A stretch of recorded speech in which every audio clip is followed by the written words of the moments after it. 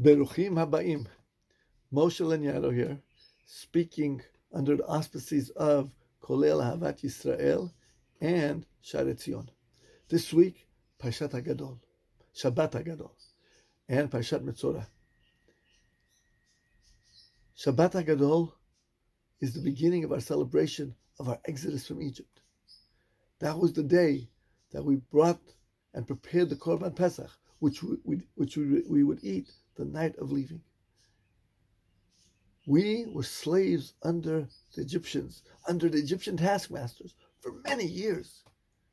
And the language which we learned so well was the language of the whip. We were scared. We became a meek people. And now we would exodus. But our exodus was not an exodus from slavery, from bondage, like other nations. Not like the emancipation of the blacks in the 1800s.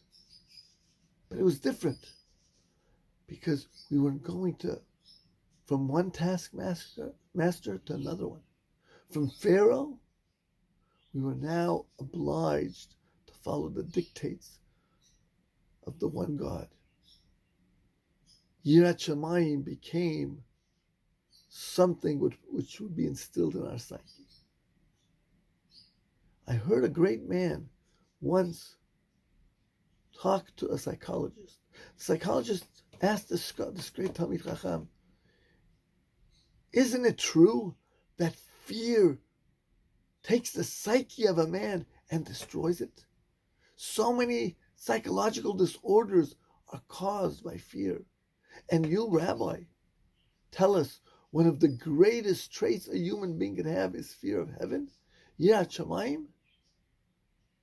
And the rabbi answered without missing a beat. To fear another man, to fear an object, to fear a circumstance, that is horrible, and that destroys the psyche of an individual. But to fear God is something completely different. Fearing God gives you a complete freedom. So you will not be scared, you will not have trepidation of another human being.